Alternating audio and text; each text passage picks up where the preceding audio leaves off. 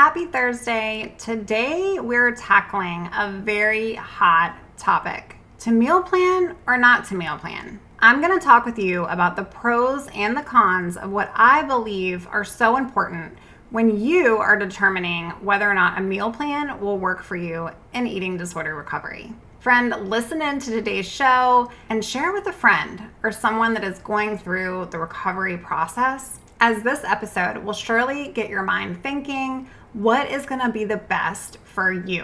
All right, sister, let's jump right in.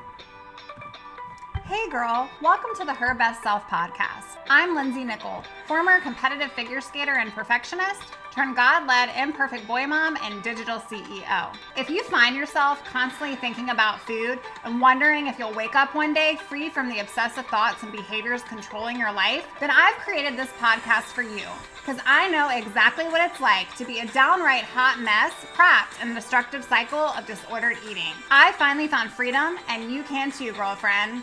So if you're ready to heal your relationship with food and body and break the chains of control and show up in your best health, then grab your favorite Tarjay journal and let's get to it so you can start living your best life as your best self.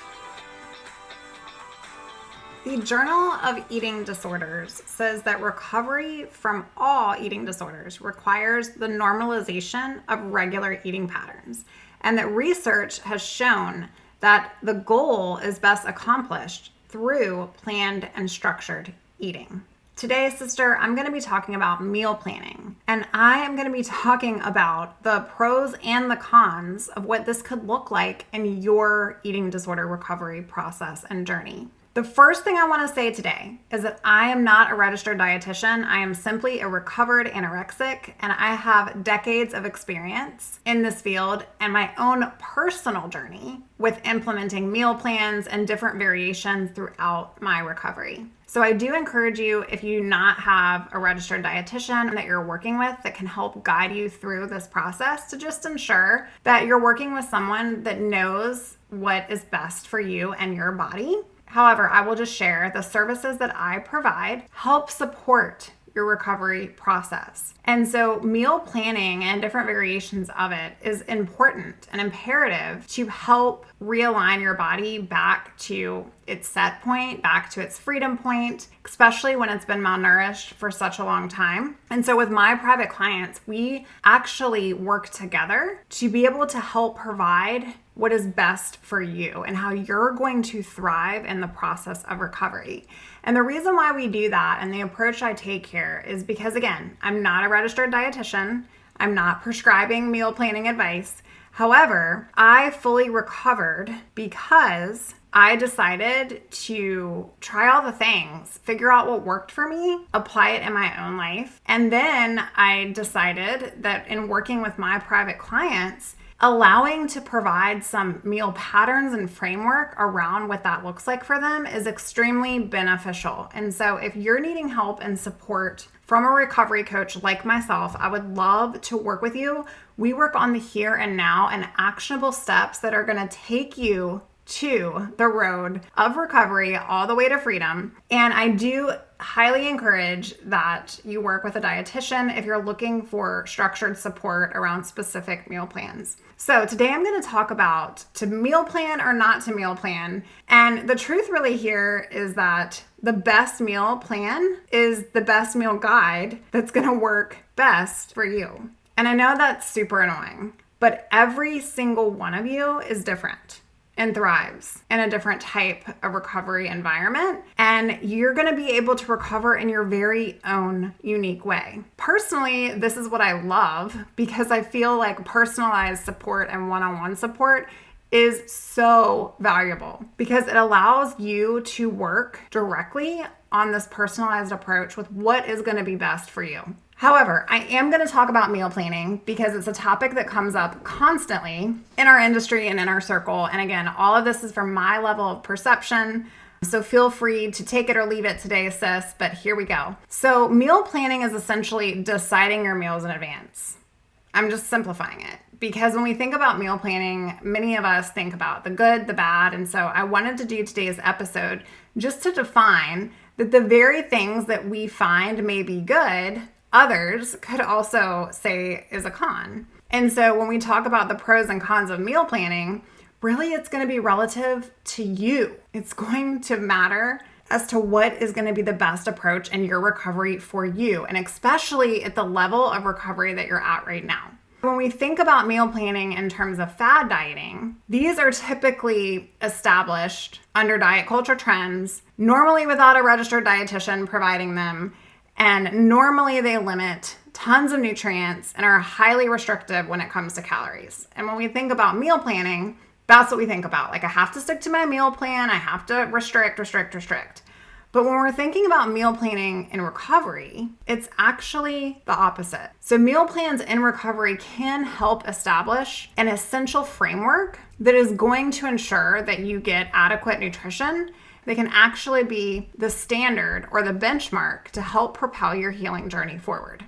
I'm going to talk a little bit more about this. A pro to meal planning is that they provide clear and direct structure. So if you want to know exactly what to eat and when to eat it, especially if you're dipping your toes into recovery and you really are not sure where to even start when it comes to food because you've had this unhealthy relationship with it for so very long, I mean, what does it even look like to eat normally anyways, right? So if you're asking yourself those types of questions, then meal planning can actually help you because it does provide clear and direct structure. However, in that same statement, it can also be a con because it can become very obsessive and are very rigid. And you can get to a point with a meal plan that you're not wanting to steer away from what's on your meal plan. And so therefore you're still avoiding social settings because you need to check the box of what's on your recovery meal plan. And so you're avoiding going out to dinner with friends because it's not exactly what's on your meal plan, right? So we're still kind of viewing the meal plan as that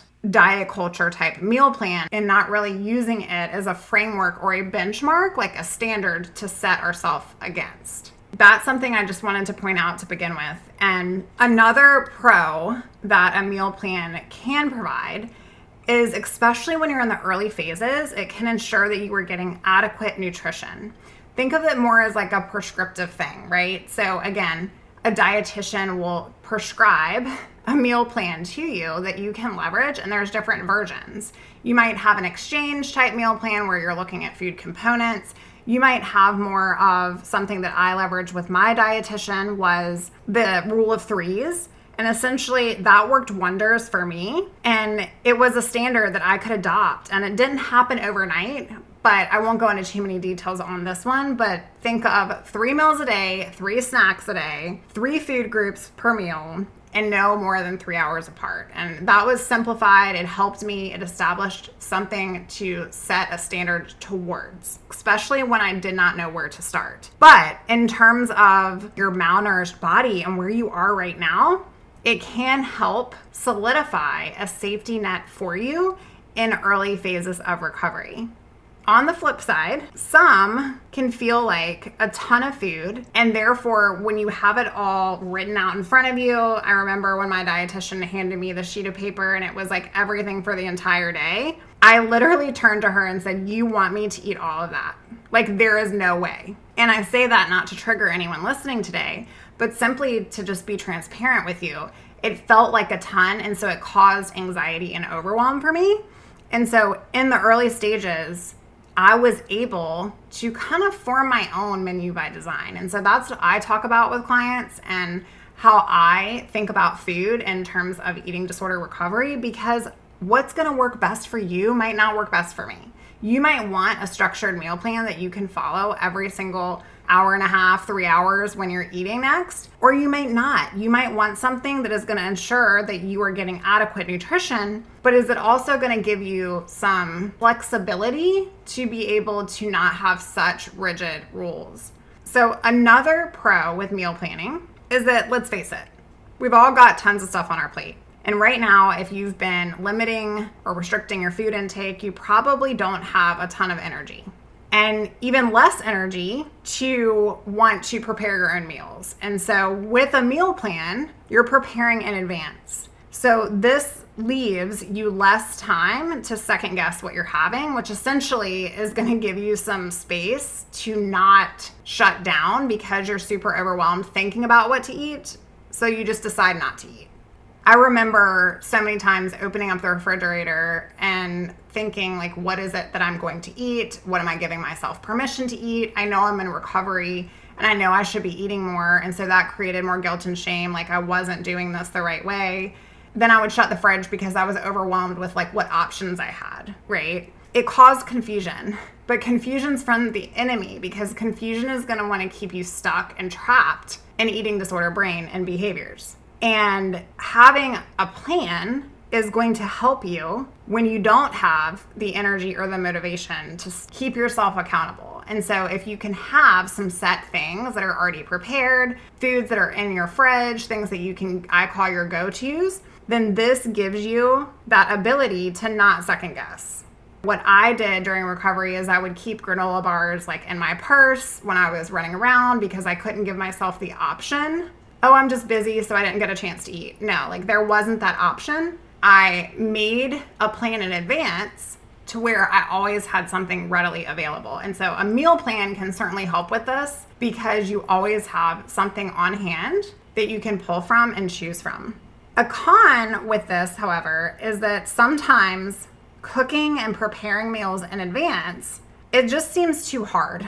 And searching recipes, trying to come up with how you're going to change your schedule to prepare meals. And I mean, just thinking about food in general right now can be super overwhelming and it's going to cause some anxiety. It could potentially cause some anxiety. And so it's important that, we recognize like what is best for you personally. Is searching recipes going to lead to you obsessing over the calorie contents? Is it going to lead to you writing out an ingredients list, which is going to lead to everything sugar-free and restrict? Like if all of that is going to cause that, then the question I would ask for you is that really helping you or is that harming you, right? And so, yes, it's so much easier to pull from things that are already made, but there are some other strategies that you can do as well if just that structure feels very rigid.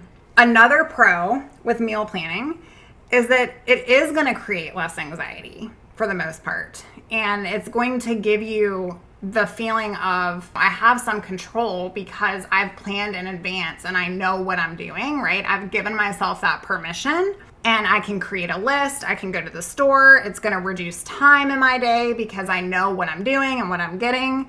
It allows you to manage your expectations in advance and give yourself that permission to follow your meals in advance. So you already have positive intent when you're sitting down to prep for a meal or eat a meal. You already know what you're having. It's a mechanical type thing, and this is extremely helpful in the early phases of recovery.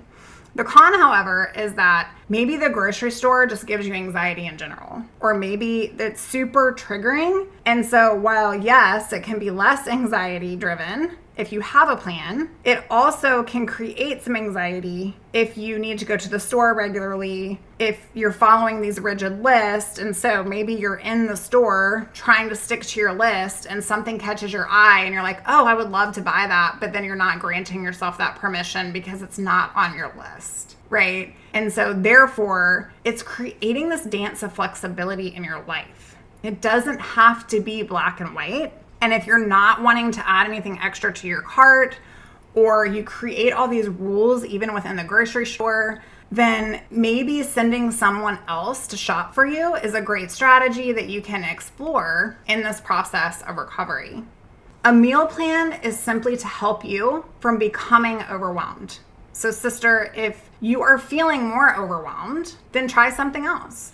And a meal plan can bring so much confidence into your life, plus it can be used as a tool that is going to grant you some flexibility, and it also can change over time. For me, when I try to think about my own experience with different types of meal plans, I really felt like I thrived in one that I designed with help, obviously, from things that I had learned over time, but it really helped me to be able to change over time and adapt.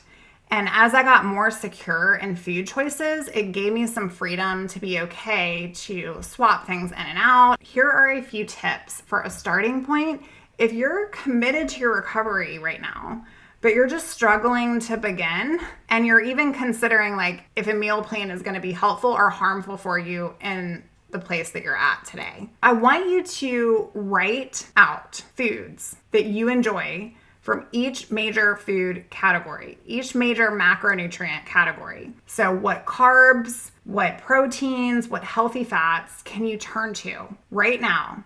I talk about this in one of the first episodes on the podcast, and we talk about really what to eat when you don't know what to eat yet. And so you'll want to go back and listen to that episode, because I do believe that's going to provide some clarity and help support this process for you. But once you can list out some foods that you enjoy from each of these categories, then I want you to do the same thing for your meals. So think breakfast, lunch, dinner, snack options, some things that you can turn to that are going to set you up for a nutrient-packed day, that are going to give your body the ability to function at its very best. And this can become a lot more liberating than it can be daunting, right? When you think about other certain types of meal plans that are out there. And then I want you to just sit with yourself and commit. Can you make a commitment to your future self and to your recovered self in making a list from this starting place and really honoring your body with your nutrition? Think quality over quantity. There were so many different things that I remember doing in my recovery, and also even when I was super restrictive, where I would allow myself certain things, but they weren't the best in terms of quality of food. It was like turning to a rice cake versus, peanut butter, or just really weird, awkward choices. And I'm sure that you can relate on so many levels of those safe foods that you tend to go to. But I want you to honor your body with your nutrition this week and really think about the quality of food and think about how you can implement some of these strategies of what's going to be best for you as you plan to add more food into your life, as you plan to banish some of these behaviors that you've been doing. I want you to honor your fears as well, because right now it's so important to honor what you feel is scaring you to death. Like if you're scared to gain weight, but you know you need to eat more, like sit with those feelings. Be committed to what you currently need to take one step forward. Can I have somebody in my life go grocery shopping for me? Can someone else prepare my meal tonight for dinner? Can you choose options that could be already pre-made? This is your life. What do you need to support your recovery journey? This is you versus you. Don't try to do it all overnight. Literally get rid of that black and white thinking and give yourself some compassion and grace as you go through this process. But I want you to set a standard by your design and make it non-negotiable. Then do your best towards that standard each and every day. So another quick thing about meal planning is that it's the gateway to intuitive eating. And for me personally, it enabled my body to begin to trust itself again as I was feeding it more regularly. And therefore, this helped those hunger cues and those fullness cues, because when you've been restricting for so long, you don't even know what it's like to feel hungry anymore. And therefore, supporting intuitive eating was something that it didn't just happen overnight for me. I had to start following something more structured for a little while, and then creating what felt super flexible for me so that I wasn't so rigid in my every single day, eating the same thing every single day. And that propelled me in the right direction to a more intuitive eating place. You can listen more about intuitive eating in episode 44, so you'll want to go check that out. Really, my point of view that I take with my private coaching clients is to empower you and to leave you feeling uplifted, because you decide what works best for you. And that's where a menu by your design can work wonderfully. And yes, meal planning tips, strategies, patterns by dietitians can certainly help you on so many levels to set that benchmark and that framework, but that you are going to follow what is best for you. You can learn more about actually a very similar recovery meal plan that I leveraged in my own life in the very beginning of my journey. You can find that out on my website at lindsaynickel.com. And I've also have a free resource out there that's going to help you begin this process as you start thinking through, like, what are some of these foods that I truly enjoy in all of these major food group categories? And how can I integrate them more naturally into my day, into my life? And then I want you to really start beginning to challenge yourself through this process. And again, it's going to depend upon what phase you are in recovery, obviously. But the point is to get you on the right path forward to do the next right thing. Today, the purpose of the show is to not really sit with, do I need a meal plan and what kind of meal plan and what needs to be all in the meal plan and isn't my meal plan right for me and should I be on one, should I not be on one, how do I write one, what do I eat? Like all of that is super anxiety driven. And it really comes down to deciding what works best for you. And maybe you need a plan to help you decide and create that structure in your life in advance right now. And maybe that will kind of help you propel you forward so that you can have, like, what does normal eating even mean for me? Like, what does that even look like? But also maybe that can become super overwhelming and therefore you find yourself really restricting in the process of it because it just feels like so much. And that's where it's important to really lean into what is it that I need to do the thing. Sis, at the end of the day, your recovery is your recovery. Your journey is your journey. What worked for me might not work for you. And it's so important to think about your needs. What do you need to be able to start getting adequate nutrition into your life? What do you need as a starting point to challenge yourself, to commit to recovery, to commit to nurturing your body like it needs in order to thrive? I truly believe that a meal plan is helpful to avoid becoming overwhelmed in your life, and it can bring so much confidence to you as well. But friend, I also feel like it's so very important to do what is best for you. Therefore, I want to empower you today to create something that's going to help do just that. Write out your foods from each category. Write out what you could pull from for breakfast, lunch, dinner, and snack options, and then commit to making this a priority in your life. I can't wait to hear from you. Come join us in our private Facebook community. You can find us in the link of the show notes below. And sister, if you're looking for support, reach out to me. I have got a couple ladies that I'm bringing on that are new to coaching this week. I'm super excited to start working with you all. And I've got a couple slots left as we approach the holidays. So you'll want to get on in, and if not, get on the wait list. Friend, I'm here for you. I see you. And until next time, I hope you have a great rest of your week and weekend. Keep on fighting the good fight. Keep showing up for you and keep being committed one bite at a time. All right, girl, I'll talk to you soon. Bye for now. Hey girl, before we end today's show, I just want to remind you that it is so important to get some good quality support in your life. If you need more help with nutritional needs, I encourage you highly to reach out to a registered dietitian and somebody who can specialize to your exact needs and develop a meal plan that's going to work for your exact needs. And if you're looking for recovery support, of course I'm here for you. But I just want to remind you today that today's show is from my personal experience. I do truly believe in the value of meal planning. I absolutely adored my dietitian and all the support that she provided me. And I believe that whatever you decide for you, you can change it. There's no set in stone strategy, sis.